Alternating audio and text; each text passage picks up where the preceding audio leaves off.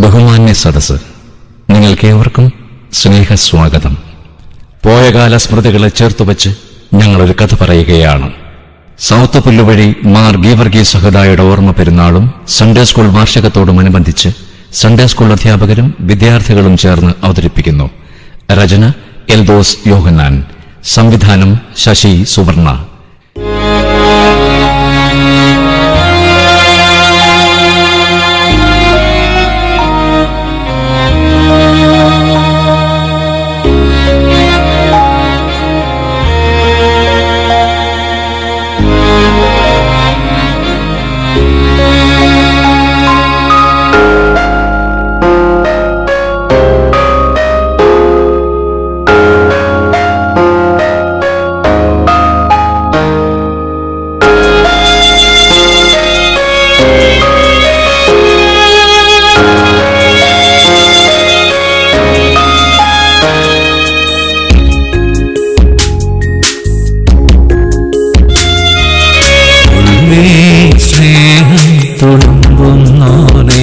നിന്റെ കണ്ണിൻ പ്രകാശമാണെൻ വെളിച്ചം, നീ തെളിച്ചിടും വഴിയേ നടക്കാം, നീ എനിക്കേകും തണലോടെ, നീ എനിക്കേകും തണലോടെ. ഉള്ളിൽ സ്നേഹം തുളുമ്പുന്നോനെ, നിന്റെ കണ്ണിൻ പ്രകാശമാണെൻ വെളിച്ചം.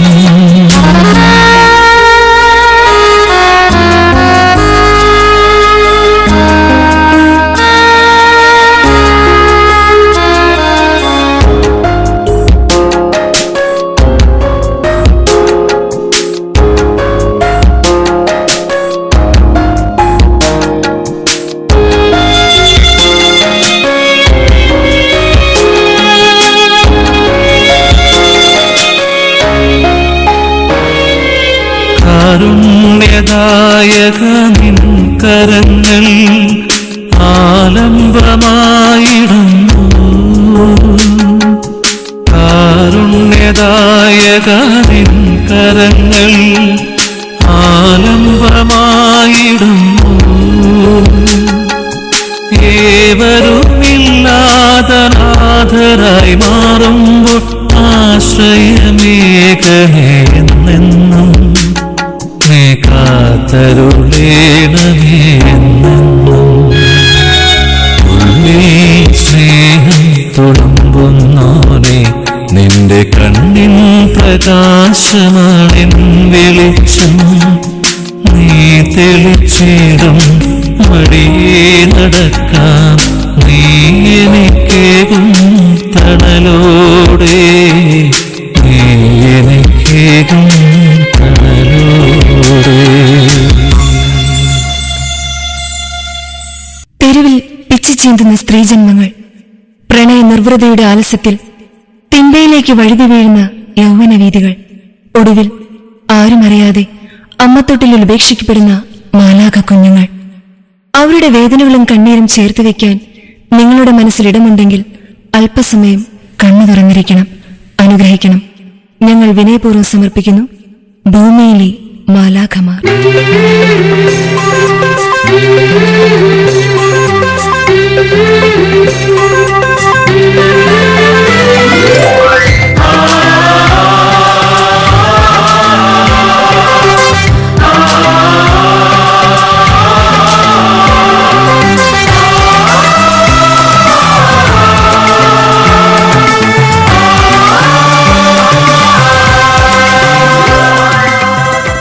മരിയേച്ചി, ഒന്ന് വേഗം വരുന്നുണ്ടോ?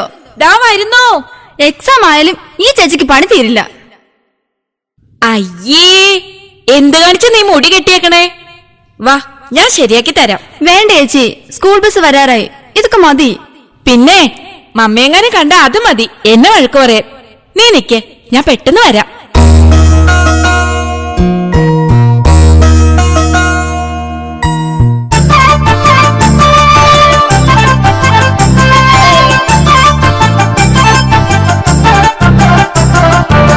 ആഹാ, നിങ്ങൾ ഇതുവരെ പോയില്ലേ?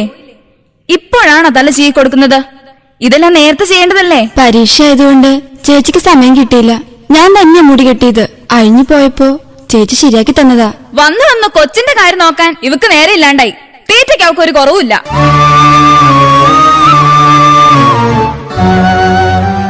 മമ്മ, ഈ എക്സാം ടൈമിലെങ്കിലും മമ്മ ചേച്ചി വഴക്ക് പറയരുത്. ചിന്നു, നീ നിന്റെ കാര്യം നോക്ക്. കൃത്യനിഷ്ഠയോടെ കാര്യങ്ങൾ ചെയ്യാൻ പറയുന്നത് തെറ്റാണോ? അന്നാ, എന്റെ ഷൂ പോളിഷ് ചെയ്തില്ലേ? മരിയ, നീ ഷൂ പോളിഷ് ചെയ്തില്ലേ? മമ്മ, അത് ഞാനിപ്പൊ ചെയ്തോളാം. എല്ലാം മറന്നു തുടങ്ങി. വീഴ്ച നിൽക്കാതെ പോയി ചെയ്യടി.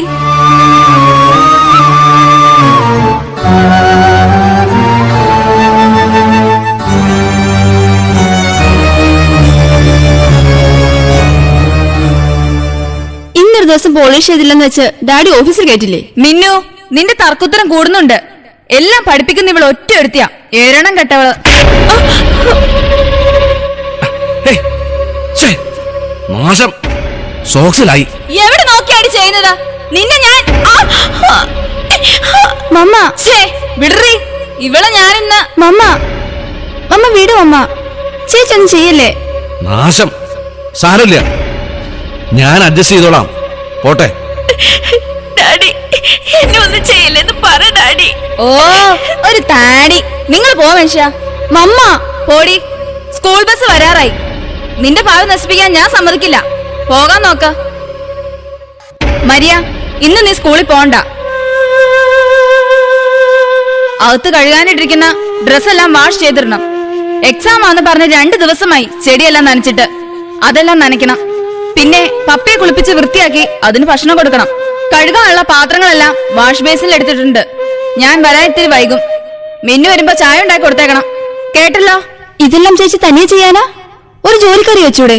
ജോലിക്കാരിയോ? ഒരു ജോലിക്കാരിക്ക് എന്താ ശമ്പളം എന്ന് നിനക്കറിയോ? പെൺകുട്ടികളാവുമ്പോ അത്യാവശ്യ പണികളൊക്കെ അറിഞ്ഞിരിക്കുന്നത് നല്ലതാ.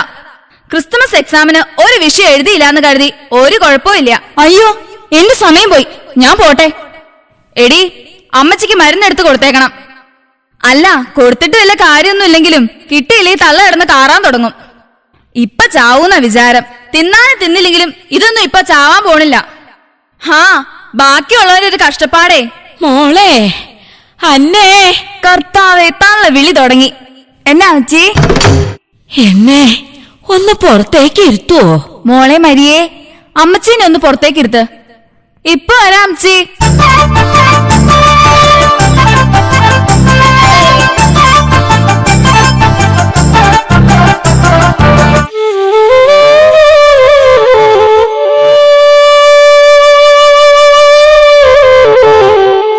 ചേച്ചി, നമ്മുടെ മമ്മിയും ഡാഡി എന്താ ഇങ്ങനെ? സാരമില്ല, മീനൂട്ടി പൊയ്ക്കോ. നന്നായിട്ട് പരീക്ഷ എഴുതണം. ഇതൊന്നും ഓർത്ത് വിഷമിക്കണ്ട. എനിക്ക് ഒരു സങ്കടവും ഇല്ല. ചേച്ചിനെ ഇനി ഇങ്ങോട്ട് കഷ്ടപ്പെടുത്താൻ ഞാൻ സമ്മതിക്കില്ല. എന്താ ചെയ്യേണ്ടെന്ന് എനിക്കറിയാം. ഞാൻ പോവാ.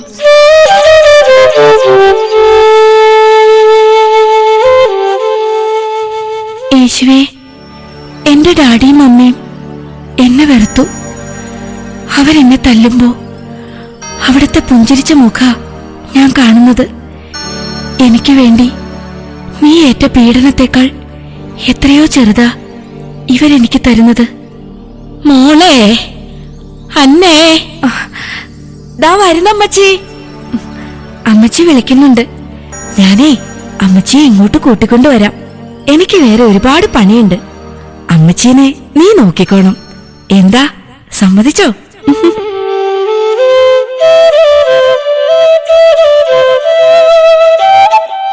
അമ്മച്ചി, എഴുന്നേൽക്ക്. പതുക്കെ. അയ്യോ, പേടിക്കണ്ട. ഞാൻ പിടിച്ചോളാം. നമുക്ക് അങ്ങോട്ടിരിക്കാം.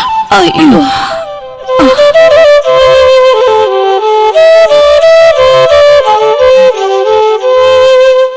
അന്ന എന്തേ മോളെ? മമ്മ പോയി അമ്മച്ചി. നിനക്ക് ഇന്ന് സ്കൂളിൽ പോണ്ടേ? ഇന്നെനിക്ക് പോണ്ട. അമ്മച്ചിയുടെ എല്ലാ കാര്യങ്ങളും ഞാൻ നോക്കിക്കോളാം. അവള് നിന്നെ വിട്ടില്ല അല്ലേ?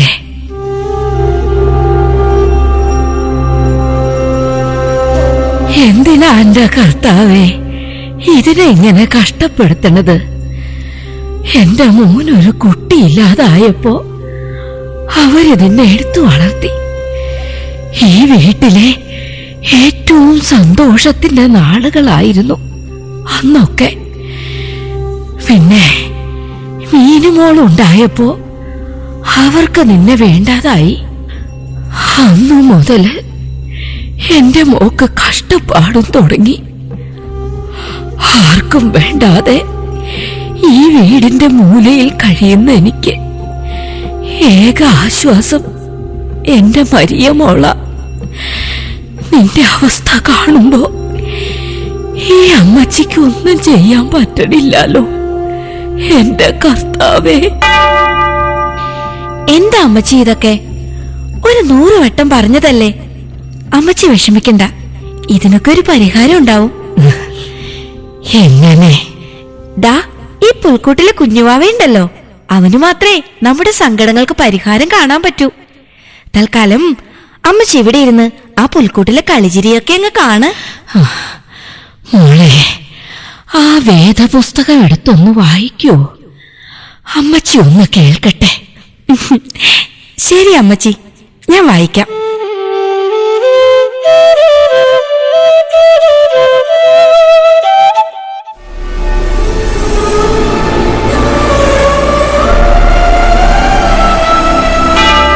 ലോകരക്ഷയ്ക്കായി ദൈവം മനുഷ്യനായി ഭൂമിയിൽ അവതരിക്കണമെന്ന തിരുവിഷ്ടം നിവർത്തിക്കാൻ മാതാവാകാൻ ദൈവം മറിയാമിനെ തിരഞ്ഞെടുത്തു.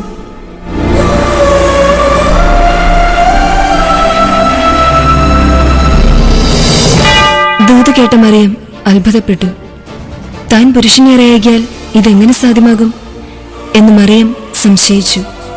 എന്നാൽ ഇത് ദൈവനിശ്ചയമെന്നും നിങ്ങൾ ജനിക്കുന്ന പുത്രന് യേശു എന്ന് നാമകരണം ചെയ്യണമെന്നും ദൈവത്തിന്റെ അരുളപ്പാടിൽ ഇതാ ഞാൻ കർത്താവിന്റെ ദാസി, അവിടുത്തെ ഇഷ്ടം നിറവേറാൻ മറിയം സ്വയം സമർപ്പിതയായി.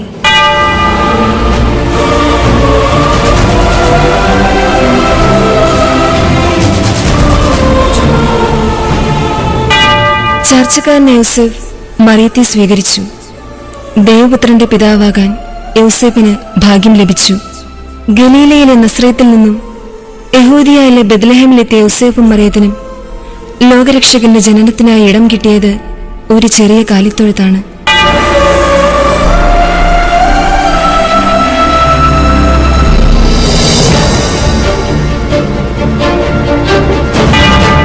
രാജാക്കന്മാരുടെ രാജാവിന് എളിമയുടെ പുൽക്കൂട്ടിൽ പുൽമത്തിയൊരുക്കിയപ്പോൾ ലോകമറിഞ്ഞില്ല പിതാവിലേക്കുള്ള വഴിയാണ് ഈ പിഞ്ചു പൈതലെന്ന്.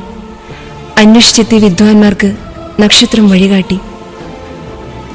ദിവ്യ തേജസ്സാർന്ന കുഞ്ഞിന് കാഴ്ചകൾ സമർപ്പിച്ച വിദ്വാൻമാർ ഹെരോദാവിന്റെ മുന്നിലെത്താതെ വഴിമാറി പോകേണ്ടി വന്നതും ദൈവഹിതം.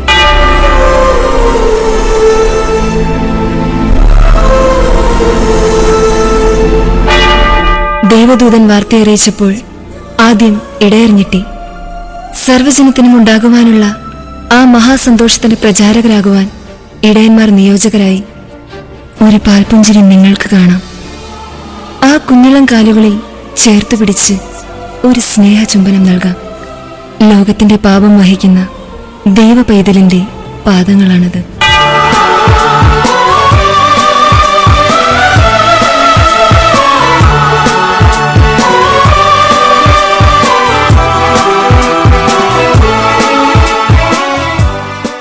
കണ്ണും കണ്ണും കാത്തിരുന്നു മണ്ണിലൊരു പൈതലിനായി, കാതോടു കാതോരം കേട്ടിരുന്നു ദൈവപുത്രൻ വിളക്കുമെന്ന്.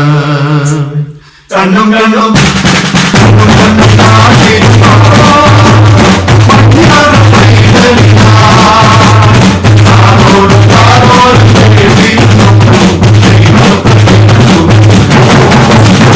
ആകാശവീതിയിൽ ആകാശവീതിയിൽ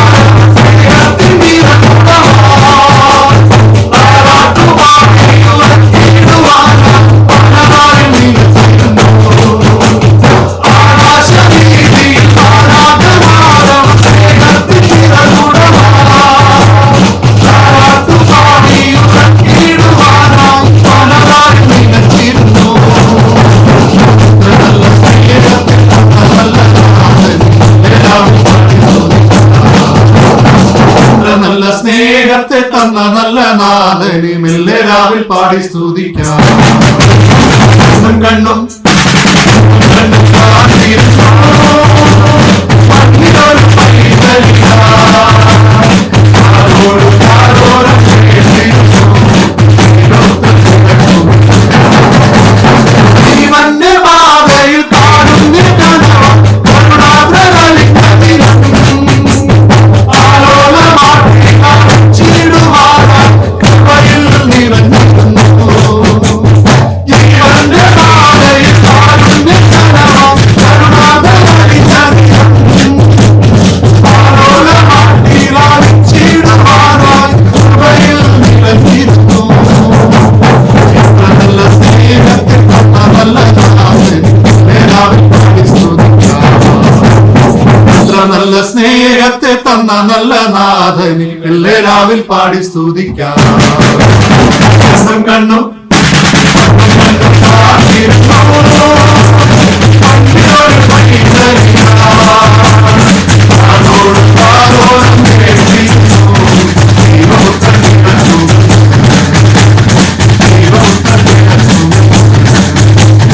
ദൈവപുത്രൻ നിറഞ്ഞു.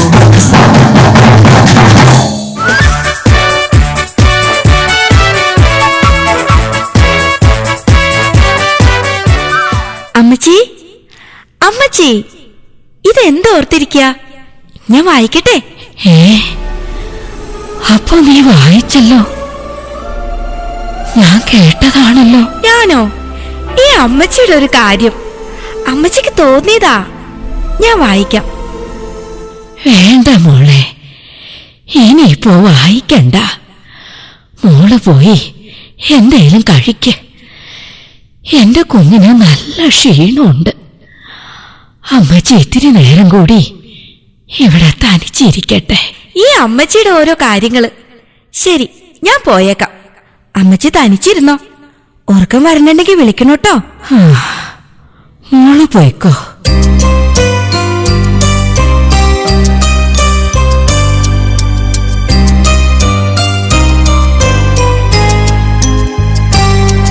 നമസ്കാരം അമ്മച്ചി.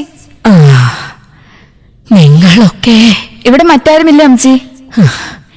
ഇവിടെ എന്റെ കൊച്ചുമോളുണ്ട്. അവള് അകത്തെന്തെങ്കിലും പണിയിലായിരിക്കും. പണിയൊക്കെ ചെയ്തില്ലെങ്കിൽ എന്റെ മക്കള് വരുമ്പോ ആ കൊച്ചിനെ ചീത്ത പറയും. ആട്ടെ, നിങ്ങൾ എന്തിനാ വന്നത്? അമ്മച്ചി ഞങ്ങളോട് സഹകരിക്കണം. ഞങ്ങൾ കുട്ടികൾക്ക് വേണ്ടി പ്രവർത്തിക്കുന്ന ഒരു സംഘടനയുടെ പ്രവർത്തകരാ. ഈ വീട്ടിലെ മരിയ എന്ന കുട്ടി മാതാപിതാക്കളുടെ പീഡനമേറ്റ് കഴിയുന്നുണ്ടെന്ന് ഞങ്ങൾക്ക് വിവരം ലഭിച്ചിട്ടുണ്ട്. അവളെ കൊണ്ടുപോകാനാണ് ഞങ്ങൾ വന്നത്. അത് അമ്മച്ചി വിഷമിക്കണ്ട, എല്ലാ വിവരങ്ങളും അറിഞ്ഞാണ് ഞങ്ങൾ വന്നത്. അവളുടെ നല്ല ജീവിതമാണ് ഞങ്ങളുടെ ലക്ഷ്യം. വന്നോട്ടെ, എനിക്ക് സമ്മത. അതിനെ ഇവിടെയിട്ട് എന്റെ മക്കള് കൊല്ലണത് കാണാൻ എനിക്ക് വയ്യ.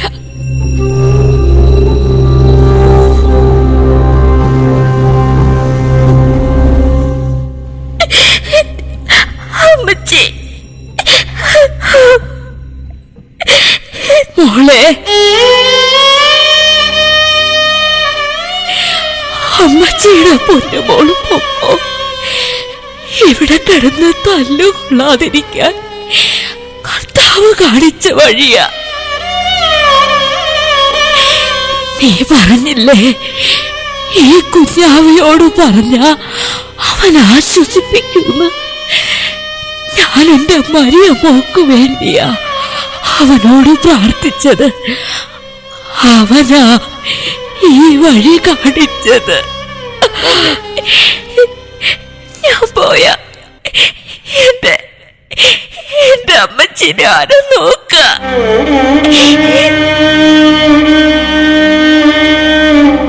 എന്റെ മോൻ, അവൻ എന്നെ എത്ര വെറുത്താലും അവനെ പ്രസവിച്ച അമ്മയല്ലേ ഞാൻ. അമ്മയ്ക്ക് വെറുക്കാൻ പറ്റുമോ? മോള് പൊക്കോ.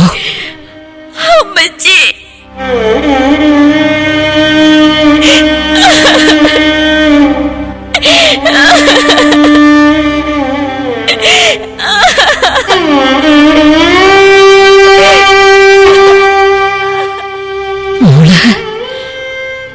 എന്നാലും ഡാഡിക്ക് വേണ്ടി പ്രാർത്ഥിക്കണം. അവനൊരു മനുഷ്യനായി കാണാനാ അമ്മച്ചി ജീവിക്കണത്. പോയിക്കോ പോയിക്കോ.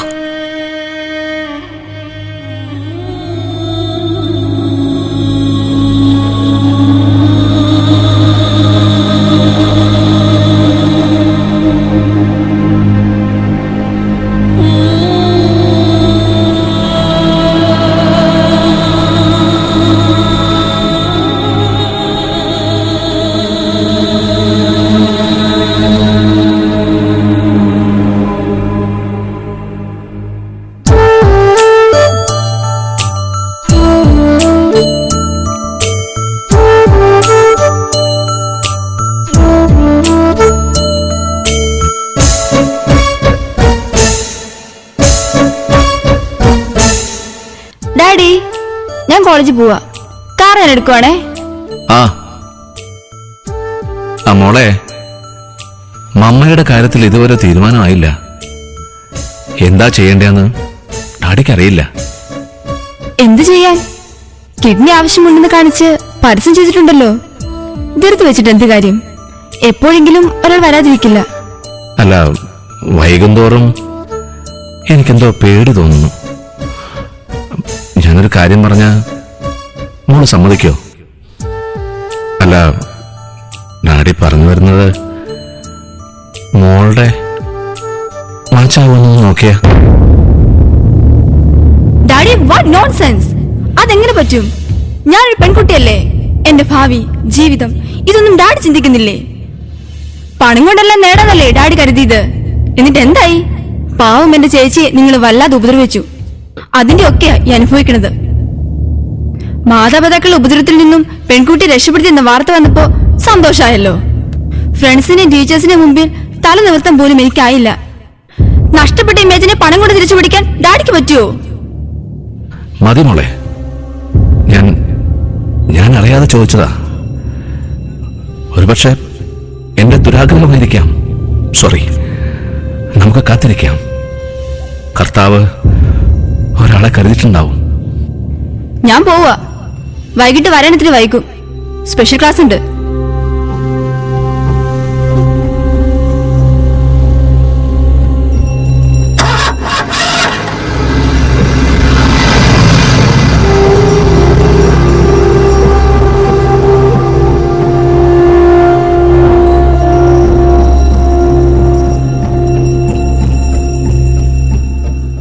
എന്തെങ്കിലും വിവരം? നീ എന്തിനു പേടിക്കണം? ഉടനെ റെഡിയാവും. കിഡ്നി ദാനം ചെയ്യാൻ സന്നദ്ധരായി ഒരുപാട് പേരുണ്ട്. ആരെങ്കിലും വരും. പണം കൊടുത്തു നേടാനല്ലേ നമ്മൾ കാത്തിരിക്കണത്? നമ്മൾ രണ്ടും വലിയ കുടുംബക്കാര്. കുടുംബത്തിൽ നിന്ന് ആരെങ്കിലും ഒന്ന് മനസ്സ് വെച്ചാൽ മതി ഡോണർ കിട്ടുമെന്നറിയാൻ. ബന്ധുക്കൾ എത്ര പേരെ വിളിച്ചുകൊണ്ടിരിക്കുന്നത്. ഇതെനിക്ക് കിട്ടേണ്ട ശിക്ഷയാ.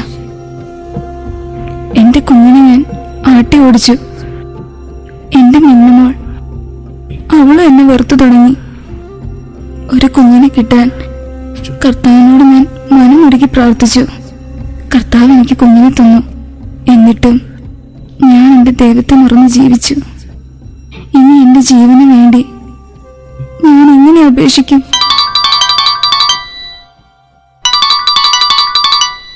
ഹലോ, അതെ, യെസ്,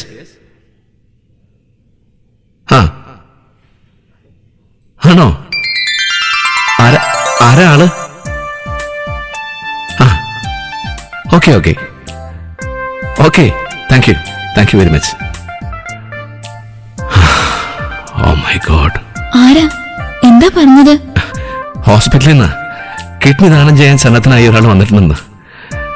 നാളെ തന്നെ അഡ്മിറ്റ് ആവണമെന്ന് ഡോക്ടർ പറഞ്ഞു. എന്റെ കർത്താവേ, ആരാ ആ വലിയ മനുഷ്യൻ? തൽക്കാലം പേര് വെളിപ്പെടുത്താൻ ആഗ്രഹിക്കാത്ത ഒരു വ്യക്തിയാണെന്നേ ഡോക്ടർ പറഞ്ഞുള്ളൂ. കർത്താവ് ഈ വെറുക്കപ്പെട്ടവരുടെ പ്രാർത്ഥന കേട്ടു തന്നെ. ചെല്ല്, സമാധാനമായിട്ട് കിടക്ക്. നാളെ രാവിലെ തന്നെ നമുക്ക് പോണം. കർത്താവേ,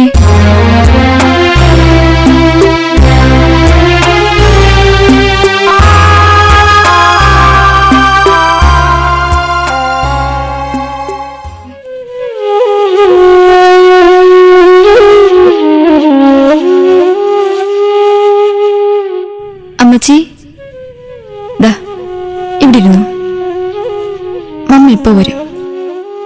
മമ്മ, ഞാൻ ഇറങ്ങുക. മിസ് ജോസഫ് അകത്തുണ്ട്. ഒന്ന് വിളിക്കുവോ? ഡാഡി. ആ ഇതാ വരുന്നു മോളെ. അന്ന പതുക്കെ. എന്താ? എനിക്ക് മനസ്സിലായില്ല. ക്ഷമിക്കണം, പെട്ടെന്ന് ക്ഷോഭിക്കരുത്. ഞങ്ങൾ ചൈൽഡ് ലൈൻ പ്രവർത്തകരാണ്. നിങ്ങളെ കാണാൻ. എന്റെ മോളെവിടെ? എനിക്ക് കാണണം. അവളെ കൊണ്ടുവന്നോ? ഞങ്ങൾ എന്തിനു ശോഭിക്കണം? അവൾക്ക് വേണ്ടിയാ ഞങ്ങൾ കാത്തിരിക്കുന്നത്. മരിയ, വരൂ.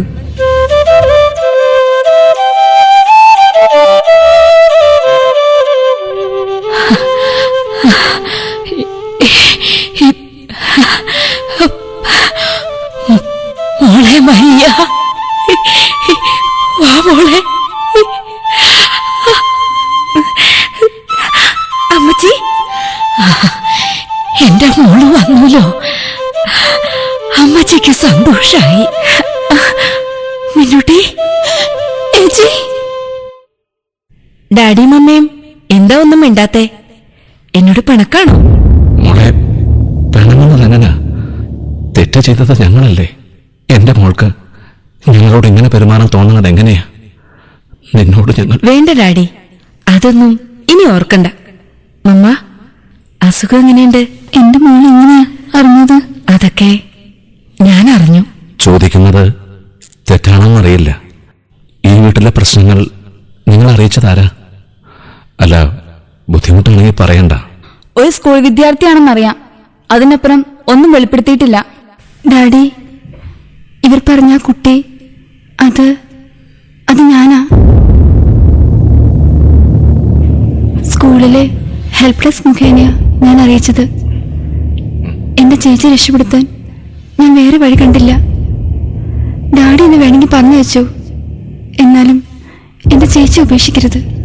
മിന്നു, നീ ആരും പോകുന്നില്ല. ഞങ്ങളുടെ കണ്ണുകൾ തുറപ്പിച്ചത് നീയാ. നിന്റെ വലിയ മനസ്സാ. ഞങ്ങളുടെ ശിക്ഷകൾ ഞങ്ങൾ അറിയിക്കുന്നതാ. ഈ കുടുംബം ബന്ധം ഊട്ടിയിറക്കാൻ ഞങ്ങളൊരു സത്യം കൂടി അറിയിക്കുകയാണ്. അന്നയ്ക്ക് കിഡ്നി ദാനം ചെയ്തത് മരിയയാണ്.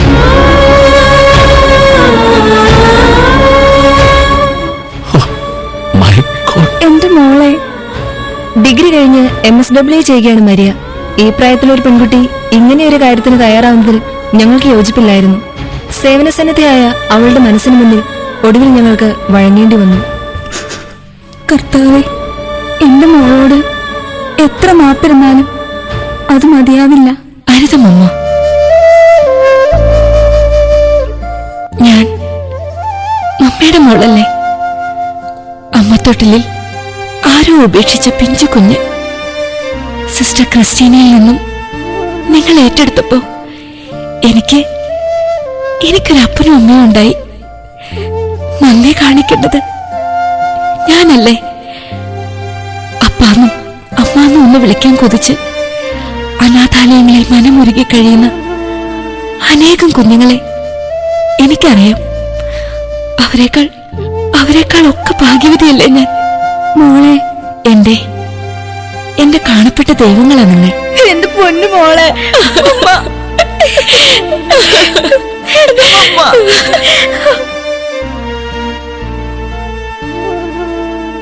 ഞങ്ങൾക്ക് പോകാനുള്ള സമയമായി. എന്റെ മോളെ തന്നേച്ചു പോവില്ലേ?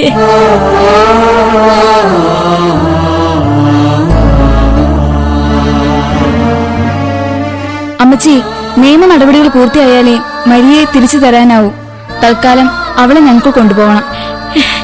എവിടെ എന്റെ പുൽക്കൂട്? എവിടെ എന്റെ മരിയ മോക്ക് കൊടുക്കാനാ? അതിന് ക്രിസ്മസ് അല്ലല്ലോ അമ്മച്ചി, പഴയ പുൽക്കൂട് അകത്തുണ്ട്. അതൊന്ന് എടുത്തതാ. അതിലെ ഉണ്ണീശോയാ എന്റെ മോളെ തിരിച്ചു തന്നത്. അമ്മച്ചി, ആ പുൽക്കൂട് ഒരുക്കി വെക്കണം. ഞാൻ മടങ്ങി വരുമ്പോ തന്നാ മതി. ഞാൻ പോട്ടെ. അമ്മ, ഡാഡി.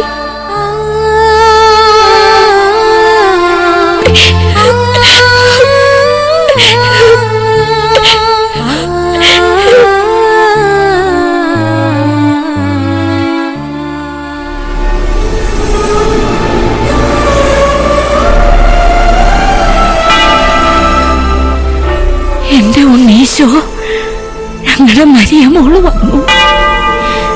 നീ കണ്ടില്ലേ? നീയല്ലേ അവളെ തിരിച്ചു തന്നത്? സന്തോഷമുണ്ട് കേട്ടോ. എവിടെ എവിടെ ഇതിലിരുന്ന ഒരു മാലാഖ? എവിടെ എവിടെ എന്റെ മാലാഖ കുഞ്ഞെവിടെ? അമ്മച്ചി ഉണ്ടായിരുന്നതാ.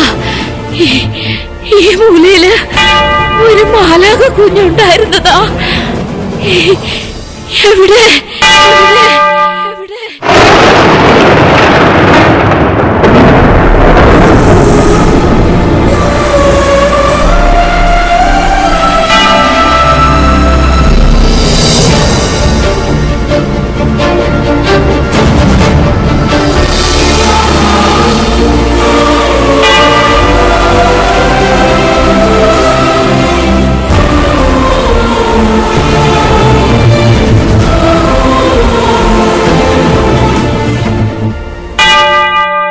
വീടിന്റെ മൂലയിലും തെരുവിന്റെ കോണിലും അന്ധകാരങ്ങളുടെ ഇടനാഴിയിലും മാലാഖ കുഞ്ഞുങ്ങൾ പിറന്നു വീഴുന്നുണ്ട്. അവർ നമ്മുടെ ഇടയിൽ വെളിച്ചം നിറച്ചു കടന്നു പോകാം. കാത്തു സൂക്ഷിക്കാൻ കണ്ണുകൾ തുറന്നിരിക്കുമെങ്കിൽ ഭൂമിയിൽ ഭവനങ്ങളുടെ ദീപങ്ങളാകുന്ന കുഞ്ഞുങ്ങളാവാം ഈ കാവൽ മാലാഖമാർ.